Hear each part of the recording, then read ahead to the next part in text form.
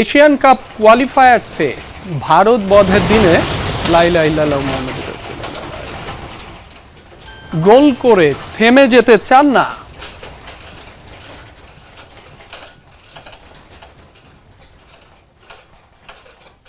দর্শক, এই মুহূর্তে কিছুটা ভূমিকম্প অনুভূত হয়েছে, বড় আকারেরই হতে পারে। কয় মাত্রার ভূমিকম্প সেটি হয়তো কিছুক্ষণের মধ্যেই জানা যাবে।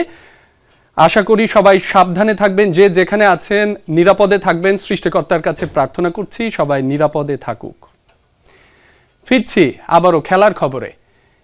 এশিয়ান কাপ কোয়ালিফায়ার্সে ভারত বধের দিনে গোল করে থেমে যেতে চান না শেখ মুরসালিন। গোলের ক্ষুধা বাড়িয়ে জাতীয় দলকে সাফল্যের উচ্চতায় নিয়ে যাওয়ার প্রত্যয় এই অ্যাটাকিং মিডফিল্ডারের।